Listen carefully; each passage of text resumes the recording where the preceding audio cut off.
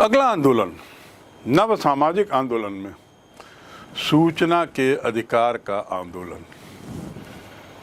सूचना का अधिकार, जिसे अंग्रेजी में कहते हैं राइट टू इंफॉर्मेशन, बहुत महत्वपूर्ण अधिकार है। खासकर लोकतंत्र को मजबूत बनाने में यह अधिकार बहुत महत्वपूर्ण है। सूचना के अधिकार का जो आंदोलन हुआ था वो भी अन्य जन आंदोलनों की तरह एक सफलता का एक उदाहरण है। ये भी बहुत सफल आंदोलन रहा। ये आंदोलन की शुरुआत बड़ी रोचक है।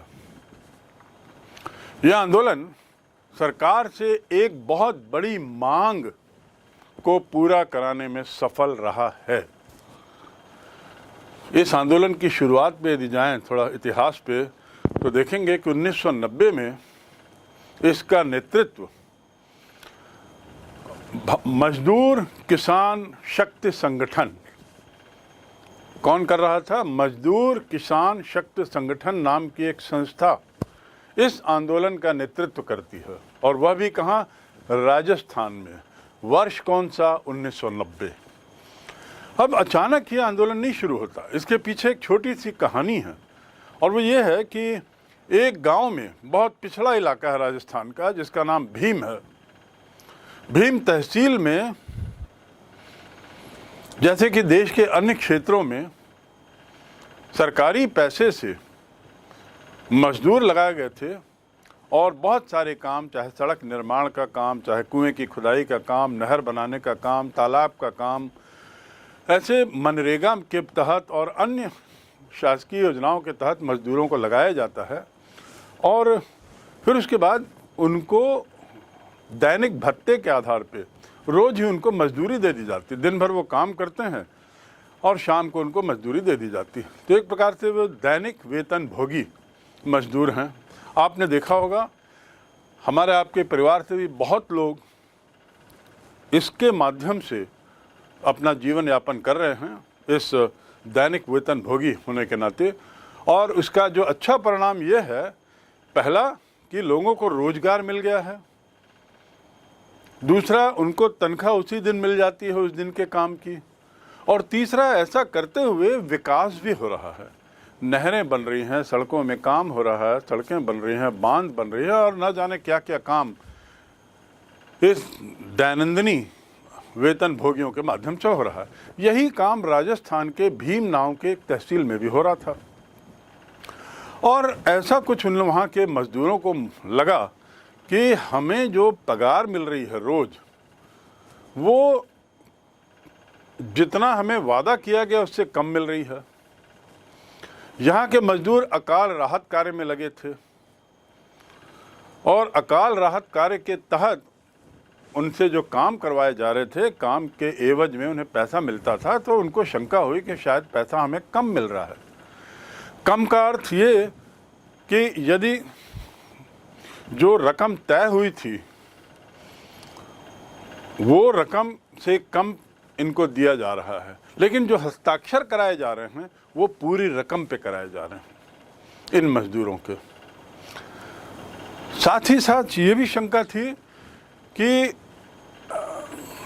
यदि 100 मजदूर काम कर रहे हैं तो जो रजिस्टर बन रहा है उसमें ठेकेदार शायद 150 मजदूरों के नाम लिख रहा है, और 50 जो अतिरिक्त मजदूर हैं उनका दस्तखत करा के, फर्जी दस्तखत या हस्ताक्षर या कुछ अन्य जरिए से, वो 150 लोगों का पैसा सरकार से लेता है रोज, और पेमेंट करता है 100 लोगों को, और वो भी उन 100 लोगों को भी जितने पे दस्तखत कराया उससे कम में। इस शंका के मद्देनजर जब ये शंका बढ़ती गई तो वहाँ के लोगों ने मांग की कि भाई ठेकेदार को वो रजिस्टर हमको दिखाना चाहिए जिसमें वो हमसे दस्तखत कराता है। वेतन और भुगतान के बिल हमको सामने दिखा दे। उन्होंने उपलब्ध करने को कहा। अब देखिए, गांव के अशिक्षित लोग,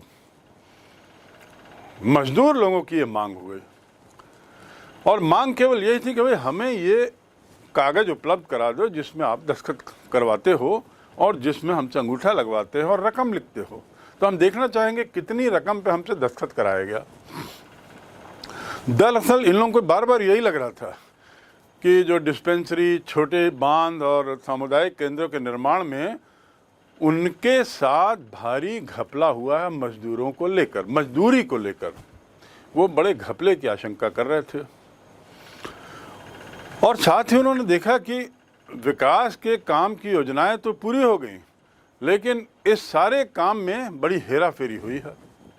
और एक तरह की हेरा फेरी का मैंने जिक्र किया कि 100 लोग वास्तव में काम किए, लेकिन सरकार को जो बिल ठेकेदार देता था उसमें 150 लोग रहते थे, सरकार भी उसका भुगतान कर देती थी। तो इस प्रकार 50 मजदूरों का मुनाफा रोज कमा रहा था। अच्छा, जब और गहराई में गए तो मालूम हुआ कि इन 100 मजदूरों में 50 जो जोड़े गए थे, उन 50 में से कई लोग तो वहाँ के निवासी थे ही नहीं। ये 50 वहाँ तो काम किए ही नहीं थे, पहली बात तो ये तय है। ऊपर से इन 50 में से कई ऐसे नाम थे जो उस क्षेत्र के निवासी थे ही नहीं। तो फिर ये कहाँ से आ गए, कौन लोग हैं? तीसरी बात कि कई मजदूर ऐसे थे जो ऑलरेडी स्वर्गस्थ हो चुके थे, उनका स्वर्गवास हुए, मृत्यु हुए कई वर्ष गुजर चुके थे, और उनके नाम के आगे हस्ताक्षर हो रहा था। कोई हस्ताक्षर, फर्जी हस्ताक्षर कर रहा था और ठेकेदार फर्जी पैसा निकाल रहा था। तो लोगों का मानना था कि यह हेरा फेरी का स्पष्ट उदाहरण है। जब ये बात फैलने लगी और गांव, अन्य क्षेत्रों में भी इसको लेकर तनाव उत्पन्न होने लगा, लोगों में संशय पैदा होने लगा और इसकी चर्चा बढ़ने लगी, तब ये मजदूर किसान शक्ति संगठन के नेतृत्व में इस बात को और बढ़ाया जाता है, इस दबाव के लिए कि हमें वो कागज बस चाहिए, हमें वो बिल दिखा दें। और एक तरफ सरकार जितना इन लोगों की मांग बिल के लिए होती थी, सरकार उतना ही इनकी मांग को खारिज कर रही थी, रद्द कर देती थी इनकी बात को। कई बार इसमें तनाव भी पैदा हुआ, थोड़ी बहुत हिंसा भी हुई, लेकिन ये एक आंदोलन का रूप लेता गया। ये जो मांग है, जो भीम गांव से शुरू हुई थी, ये धीरे धीरे आंदोलन का रूप लेती गई। और फिर इस आंदोलन का नेतृत्व वही मजदूर किसान शक्ति यूनियन कर रही थी। एक समय ऐसा आया कि मजदूर किसान शक्ति यूनियन ने मांग की कि जन सुनवाई हो। जन सुनवाई का अर्थ क्या है? जन सुनवाई मतलब संबंधित पक्ष एक खुली जगह में बैठेंगे और डॉक्यूमेंट्स, दस्तावेजों के आधार पर बातचीत होगी और जो समस्या है उसका निराकरण होगा। जन सुनवाई। तो अपने तरीके की ये पहली जन सुनवाई थी। और जब जन सुनवाई होती है तो उसमें सरकारी पक्ष से जिन्हें आना था, दस्तावेज दिखाने थे, क्योंकि ये जन सुनवाई किसान मजदूर बनाम सरकार था। तो सरकार की तरफ से सरकार का पक्ष रखने के लिए जिसने ठेकेदारों को पेमेंट किया है, कोई नहीं आया, ठेकेदार भी गायब थे। तो ये जन सुनवाई बिना सरकारी पक्ष की उपस्थिति के चली और लोगों ने अपनी अपनी बातें रखी, और उसमें ये और स्पष्ट होता गया कि ये घोटाला बहुत बड़े स्तर का है। 1994, 1996, ये 2 बार, बल्कि इस काल में कई जन सुनवाई का आयोजन किया गया। और धीरे धीरे फिर दबाव इतना बढ़ा कि सरकार को अपना पक्ष रखने के लिए एक संबंधित अधिकारियों को दस्तावेजों के साथ इस जन सुनवाई में भेजना पड़ा। और जब ऐसा हुआ तो बात सामने आ गई, ये स्पष्ट हो गया कि गड़बड़ियां हो रही हैं और बहुत बड़े स्तर पर घोटाले हो रहे हैं। ये दस्तावेजों से स्पष्ट हो गया। इसीलिए तो दस्तावेजों को दिखाने से सरकार इतने वर्ष तक छुप रही थी, दस्तावेजों को सामने नहीं लाना चाहती थी और सोच रही थी कि शायद ये जो विरोध की आवाज़ है धीरे धीरे दब जाएगी, ख़त्म हो जाएगी। लेकिन ऐसा नहीं हुआ, इसने आंदोलन का रूप ले लिया। अंततः ये आंदोलन इतना बढ़ता है और जब सरकार का पक्ष कमज़ोर मालूम होता है तो आंदोलन और तीव्र होता है। अंततः सरकार पर दबाव पड़ता है और सरकार पंचायती राज अधिनियम के तहत एक संशोधन करती है पंचायती राज, क्योंकि ये गांव में मजदूरों का मामला था तो पंचायत से जुड़ा था। उसमें एक संशोधन होता है जिसके तहत जनता को पंचायत के सभी दस्तावेजों को देखने का अधिकार था, और देखने का ही नहीं, प्रामाणिक प्रति लेने का अधिकार था। जो भी दस्तावेज पंचायत के पास हैं, जो उस क्षेत्र के लोगों से या क्षेत्र से संबंधित हैं, इच्छुक व्यक्ति उन दस्तावेजों को प्राप्त कर सकता है, उसकी प्रतिलिपि और आधिकारिक प्रतिलिपि प्राप्त कर सकता है। अर्थात सरकार ये मानेगी कि ये दस्तावेज उसने दिए हैं और इसमें किसी भी तरह की गलती सही के लिए वह जिम्मेदार रहेगी।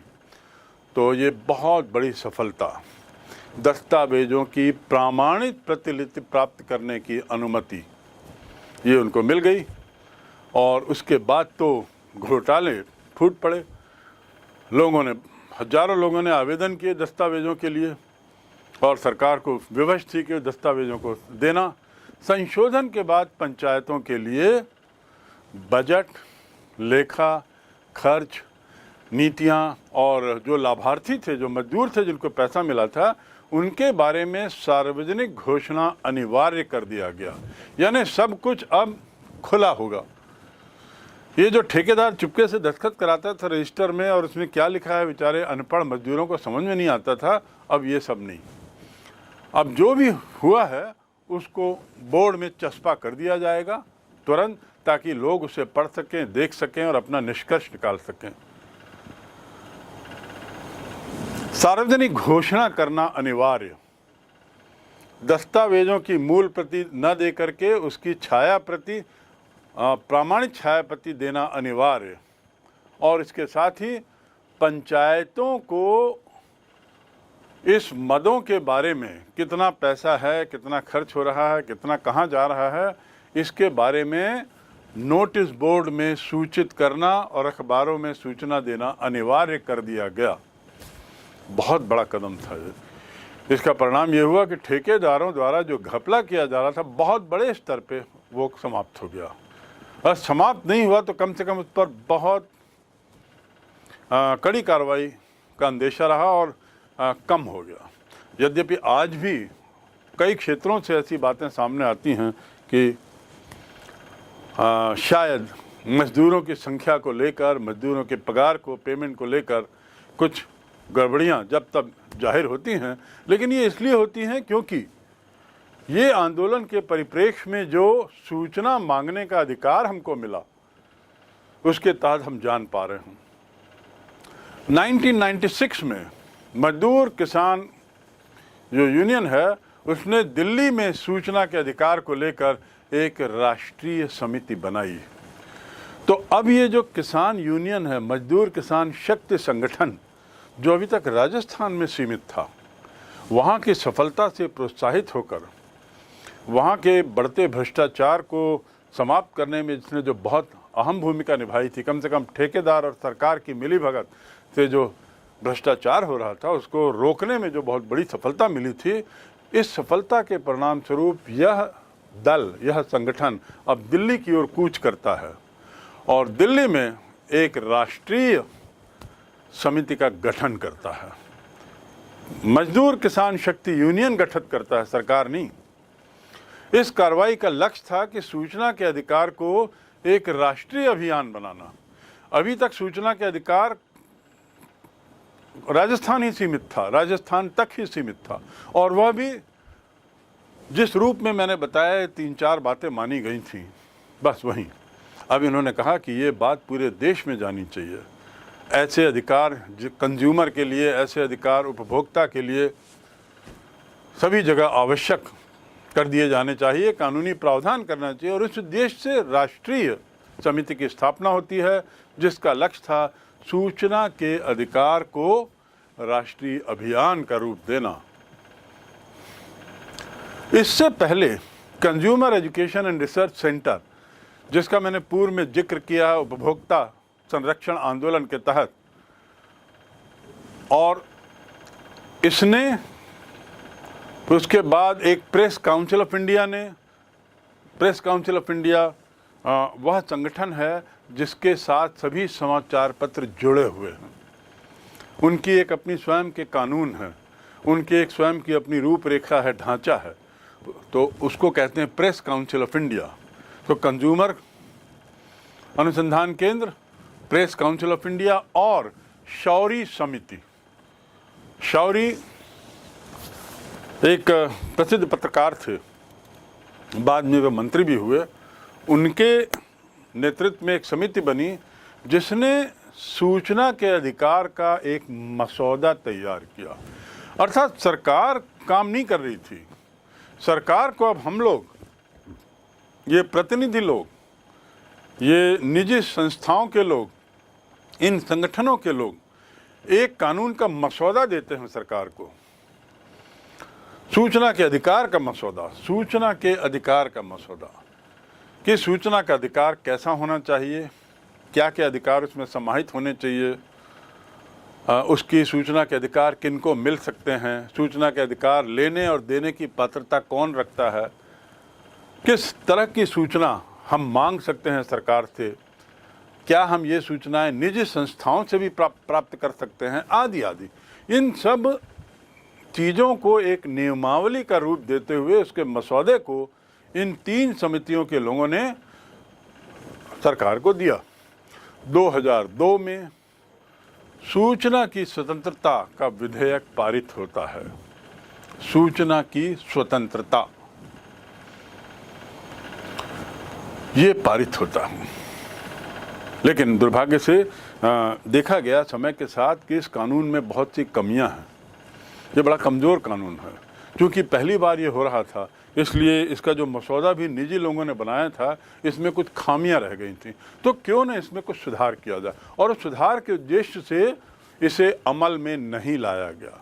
तो पहला कानून 2002 का अमल में नहीं लाया जाता है, और इसके बाद उसमें एक बदलाव आता है, और फिर अंततः सूचना के अधिकार के तहत 2004 में कानून बनता है, जिसे जून 2005 में एक विधेयक के रूप में राष्ट्रपति द्वारा मंजूरी दे दी जाती है। यह है सूचना का अधिकार, राइट टू इंफॉर्मेशन। सूचना के अधिकार से हम सबको, आपको विस्तृत रूप से वाकिफ होना चाहिए।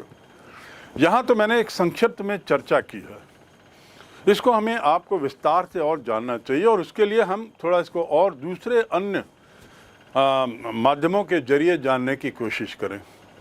इतना जरूर जान लें कि सूचना के अधिकार के लिए शासन ने यह आवश्यक कर दिया है कि हर विभाग में एक एक सूचना अधिकारी होगा, जिसका कार्य होगा किसी व्यक्ति द्वारा मांगी गई सूचना को एक निश्चित समयावधि के अंदर उपलब्ध कराना।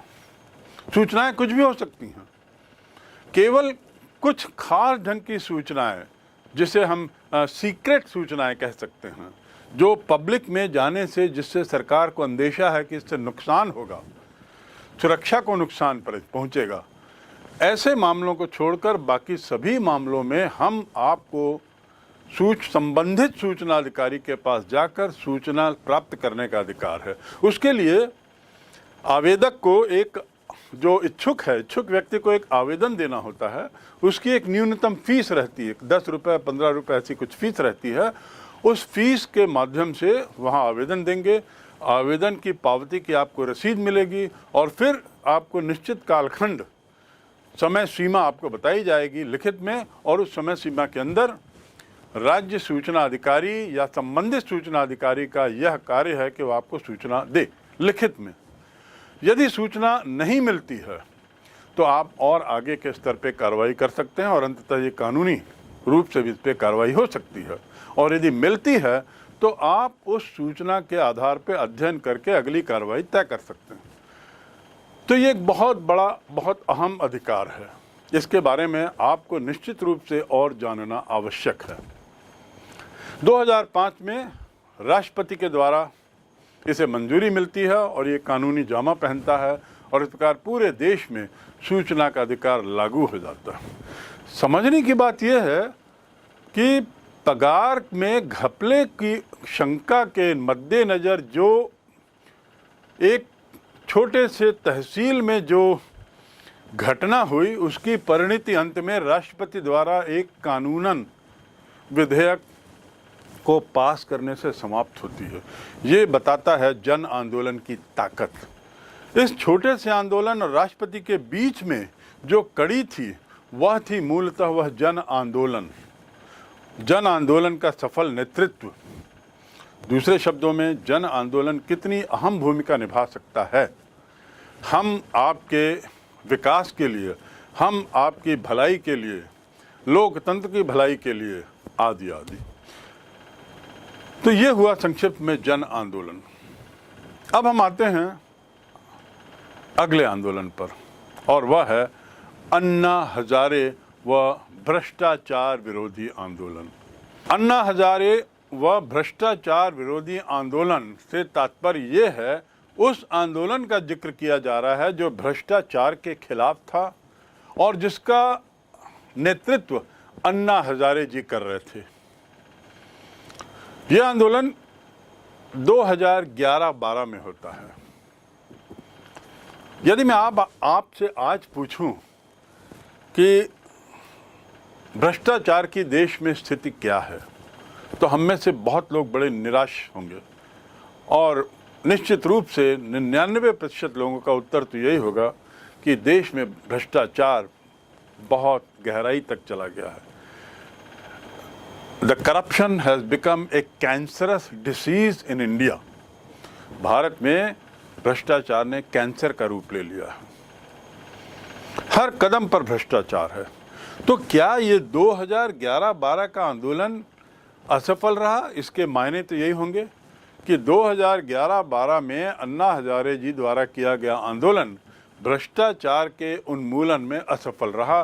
कुल मिलाकर यह आंदोलन असफल रहा। ये हो सकता है आपका निष्कर्ष हो।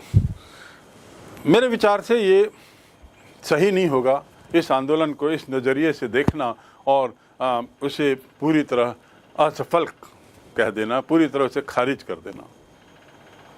तो थोड़ा सा अब हम इस आंदोलन को भी देखें और इसकी सफलता असफलता पर थोड़ा नज़र दौड़ाएं। जो भी है नए सामाजिक आंदोलन, जिसका मैंने पूर्व में जिक्र किया था, नए सामाजिक आंदोलन पूर्व में हुए सामाजिक आंदोलनों से कैसे अलग हैं, उसको यदि आप याद करें तो आप देखेंगे नए सामाजिक आंदोलनों में ये आंदोलन बहुत महत्वपूर्ण माना गया। इस आंदोलन की खासियत जैसे सूचना के अधिकार का आंदोलन, ये आंदोलन किसी समाज विशेष का नहीं था। सूचना का अधिकार किसी वर्ग विशेष का नहीं था। सूचना के अधिकार के लिए आंदोलन किसी क्षेत्र विशेष के लिए नहीं था। इसमें स्वफूर्ति लोग जुड़ते हैं और फिर ये आंदोलन पूरे देश के लोगों के लिए होता है। यद्यपि आंदोलन का नेतृत्व मजदूर किसान शक्ति संगठन कर रहा था, पर इस आंदोलन का जो परिणाम निकला, इसने देश के हर एक व्यक्ति को छुआ है, क्योंकि इसके निकले हुए परिणाम से कोई भी व्यक्ति अब सूचना पाने का अधिकार रखता है। उसी प्रकार अन्ना हजारे का भ्रष्टाचार विरोधी आंदोलन भी नए सामाजिक आंदोलनों की श्रेणी में एक बहुत सफल आंदोलन माना जा सकता है। यह आंदोलन भ्रष्टाचार के खिलाफ था, और जब किसी चीज के खिलाफ आंदोलन होता है, आंदोलन की स्थिति आती है, इसके मायने ये कि बहुत समय से उसका विरोध चल रहा होगा, पहले छोटे स्तर पर, फिर थोड़े बड़े दायरे में, फिर और बड़ा और अंततः वो आंदोलन का रूप लेता है। जैसा कि मैंने आपको सूचना के अधिकार तहत बताया, भीम तहसील से शुरू हुआ विद्रोह या विरोध तो बहुत बड़ा शब्द होगा, विरोध अंत में जाकर सूचना के अधिकार के रूप में बदलता है।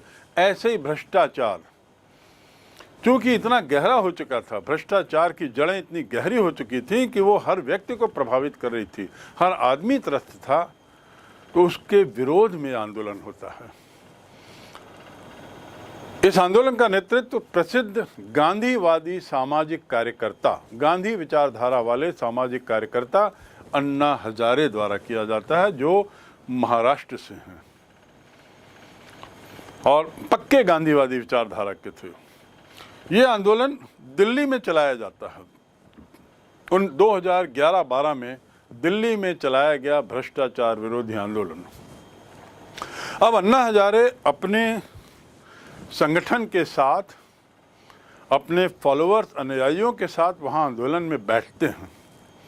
संख्या रही होगी 2000-4000, लेकिन उनके समर्थन में धीरे धीरे जन उमड़ाव इतना बढ़ता जाता है कि लाखों की तादाद में अन्ना हजारे के अनशन क्षेत्र में, दिल्ली में जहाँ वे अनशन कर रहे थे, वहाँ लाखों की तादाद में लोग इकट्ठे हो जाते हैं। और ये लोग पूरे देश से आए हुए, ट्रेन की ट्रेन, बसों की बसें भर भर के दिल्ली आ रही थी। और उसमें ये ऐसे भ्रष्टाचार विरोधी आंदोलन थे, जुड़ने के लिए लोग लंबी लंबी यात्राएं करके वहां पहुंच रहे थे, इस व्यवस्था के साथ कि उन्हें इस आंदोलन के लिए कई दिन दिल्ली में रहना पड़ सकता है। आप कल्पना कर सकते हैं कि भ्रष्टाचार के विरुद्ध लोगों के मन में कितनी उग्रता थी कि वे भी, हर व्यक्ति अब इस आंदोलन से जुड़ना चाहता था। और परिणाम यह होता है कि एक देशव्यापी आंदोलन बन जाता है। एक छोटा सा आंदोलन जो अन्ना हजारे जी के द्वारा दिल्ली में शुरू किया गया, वह देशव्यापी आंदोलन बन जाता है। देश के विभिन्न शहरों में युवक, छात्र, जागरूक वर्ग इस आंदोलन को समर्थन देता है। जो लोग दिल्ली पहुंच के आंदोलन में शामिल हुए, उनकी संख्या अलग, और हर क्षेत्र, हर जिला, तहसील में इस आंदोलन के समर्थन में लोग अनशन पे बैठे, लोग विरोध में बैठे, लोग हड़ताल किए, आदि आदि। लोगों ने रैलियां की, लोगों ने गोष्ठियां आयोजित की, आदि आदि। यहां तक कि इस आंदोलन को सफल बनाने के लिए शारीरिक रूप से जो लोग गए, शारीरिक रूप से जिन्होंने रैलियों में भाग लिया, इस तरह के आयोजन के अलावा पहली बार देखा गया कि किसी आंदोलन की विशालता को, किसी आंदोलन के दायरे को बढ़ाने के लिए ट्विटर, फेसबुक, व्हाट्सएप ऐसे सोशल मीडिया के माध्यमों का भरपूर उपयोग किया गया। ये जो सोशल मीडिया के जो जरिए थे, इसमें लोगों ने करप्शन के खिलाफ अपनी भड़ास निकाली, करप्ट लोगों के खिलाफ अपने विचार रखे, अन्ना हजारे आंदोलन को खुलकर समर्थन दिया, आदि आदि। इस आंदोलन को संक्षिप्त में इंडिया अगेंस्ट करप्शन आंदोलन कहा गया। ये जो आंदोलन है, इसका नाम क्या है? India against corruption. जब भी ये नाम आएगा तो समझ जाइएगा 2011-12 का दिल्ली का आंदोलन, जिसका नेतृत्व अन्ना हजारे करते हैं, इंडिया अगेंस्ट करप्शन। एक और जहां ये आंदोलन भ्रष्टाचार के खिलाफ था और इसकी नींव में भ्रष्टाचार का विरोध, भ्रष्टाचार के खिलाफ संवैधानिक प्रावधान की मांग उद्देश्य था, वहीं दूसरी ओर इस आंदोलन के माध्यम से अन्ना हजारे जी एक और नया प्रयोग कर रहे थे, और वह था ऐसा कानूनी प्रावधान करना जिसमें जो चुनाव होते हैं, लोकसभा, विधानसभा आदि के चुनाव या कोई भी चुनाव, उस चुनाव में उम्मीदवारों के नाम रहते हैं, एक नाम और जोड़ा जाने का प्रावधान, और वह नाम था नोटो, अर्थात नन ऑफ द ऑप्शंस। इसके मायने क्या? इसके मायने ये कि जनता को इस बात का अधिकार होना चाहिए कि वह उस क्षेत्र में जहां से वह मतदान करेगा, उस क्षेत्र के यदि किसी भी उम्मीदवार के पक्ष में वोट नहीं डालना चाहता, लेकिन फिर भी मतदान करना चाहता है, तो वह इसके बटन को दबा दे, जिसे संक्षिप्त में नोटो कहते हैं। नोटो के बटन को दबा दे, यानी सभी प्रत्याशियों के प्रति अपनी अस्वीकृति देने का बटन। ख्याल करिए, एक बहुत बड़ा दूरगामी कदम था। मतदाताओं को, सभी प्रत्याशियों को अस्वीकृत करने का प्रावधान, अस्वीकृत करने का अधिकार। पहले क्या होता था, यदि चुनाव में हमको लगता है कि उम्मीदवार कोई भी अच्छा नहीं है, तो मेरे पास दो रास्ते थे। एक तो या तो इन उम्मीदवारों में जो सबसे अच्छा हो, सभी उम्मीदवार खराब हैं लेकिन इनमें एक कम खराब है, न्यूनतम खराब, उसको हम वोट दे दें, या दूसरा रास्ता था हम मत देने ही ना जाएं। लोगों ने दूसरा रास्ता अख्तियार किया, ज़्यादा लोगों ने। ऐसी स्थिति बढ़ती चली गई जब लोग मतदान केंद्र जाना ही धीरे धीरे कम करने लगे, और उसका कारण था उम्मीदवारों के प्रति उनकी निराशा, उम्मीदवारों के प्रति उनका असंतोष, गहन निराशा, गहन असंतोष। ऐसी स्थिति में मतदान का प्रतिशत कम होने लगा, और यदि मतदान का प्रतिशत इस दर से कम होगा तो निश्चित रूप से ये लोकतंत्र के लिए और एक बहुमत वाले चुनाव के लिए खतरा है।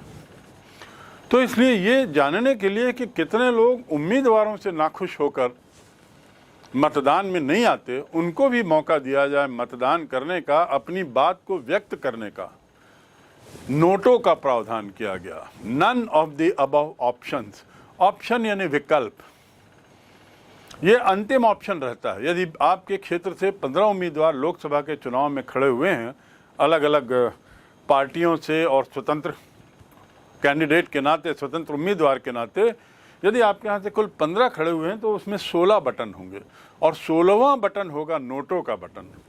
यदि इसमें से आप किसी भी उम्मीदवार से संतुष्ट नहीं हैं, निराश हैं, उम्मीद नहीं करते हैं किसी सुधार की, आपके क्षेत्र के विकास की, तो नोटों के बटन को दबा सकते हैं, और ऐसा करते हुए आप अपनी इस बात को व्यक्त कर सकते हैं कि मैं इस चुनाव में अपने क्षेत्र में इन किसी भी उम्मीदवार से संतुष्ट नहीं हूँ। ये एक बहुत बड़ा कदम था। तो 31 मार्च 2013 को, तारीख देखिए, 31 मार्च 2013 को अन्ना हजारे चुनाव में किसी प्रत्याशी को रिजेक्ट करने के मतदाता के अधिकार के लिए अमृतसर से जनतंत्र यात्रा शुरू करते हैं। यात्रा का नाम क्या दिया? जनतंत्र। गणतंत्र नहीं, जनतंत्र, जनता का तंत्र। और ये यात्रा कहाँ से शुरू होती? अमृतसर से। बाद में 2013 में सर्वोच्च न्यायालय एक आदेश निकालता है, और कौन निकालता है आदेश? याद रखेंगे, सर्वोच्च न्यायालय। और उस आदेश के तहत चुनाव में मतदाताओं को सभी प्रत्याशियों की अस्वीकृति का नोट देने का अधिकार मिल जाता है, जनता को नोटों का अधिकार मिल जाता है। तो इस प्रकार ये अन्ना हजारे का योगदान। भ्रष्टाचार की यदि हम बात करें तो भ्रष्टाचार निर्मूलन में हो सकता है कुछ कमी आई हो, लेकिन इस आंदोलन का एक परिणाम, अच्छा परिणाम ये हुआ था कि लोग सजग हुए और जनता में जागरूकता आई, और कई क्षेत्रों में भ्रष्टाचार को लेकर भ्रष्टाचारी अधिकारियों के खिलाफ विरोध भी हुआ, खुला विरोध हुआ। परिणाम क्या हुआ कि भ्रष्टाचार जो इतना खुले स्तर पे हो रहा था थोड़ा कम हुआ, यद्यपि इसमें अभी बहुत चलना। सूचना के अधिकार के साथ भी थोड़ा कुछ ऐसा हर्ष हुआ है कि सूचना के अधिकार का जो प्रभाव है वह उतना नहीं दिखाई दे रहा है। उसके कई कारण हैं जिसका अध्ययन हम दूसरे अध्याय में करेंगे, लेकिन फिलहाल चूंकि हम जन आंदोलनों की बात कर रहे हैं, और वो भी नव सामाजिक जन आंदोलनों की, जिसमें अन्ना हजारे का आंदोलन, सूचना के अधिकार का आंदोलन आदि आदि आते हैं उस श्रेणी में, इनकी पूर्ण सफलता या असफलता हमारे लिए उतनी महत्वपूर्ण नहीं जितनी कि ये जानना कि जन आंदोलन का क्या प्रभाव हो सकता है। हम और आपके द्वारा यदि एक संगठित तरीके से किसी बात का विरोध, विद्रोह किया जाए, या किसी बात की अपनी अपेक्षा को सरकार तक पहुंचाया जाए, अपनी आकांक्षाओं को संगठित तरीके से सरकार तक पहुंचाया जाए, उस संगठित तरीकों में रैली होती हैं, उस संगठित तरीकों में विरोध के अन्य कई जरिए होते हैं, तो हम अपनी बात सरकार तक मात्र पहुंचा ही नहीं पाएंगे, बल्कि उस मांग को पूरा करने में भी सफल, पूरा करवाने में भी सफल हो जाएंगे। आंदोलनों की इस श्रृंखला में ये सारे आंदोलन एक के बाद एक आप देखिए बिंदुवार, ये कितने आंदोलनों का हमने अध्ययन किया, सबका संक्षिप्त में। यदि हम इन सब आंदोलनों को विस्तार से थोड़ा पढ़ें तो बड़े रोचक किस्से सामने आएंगे।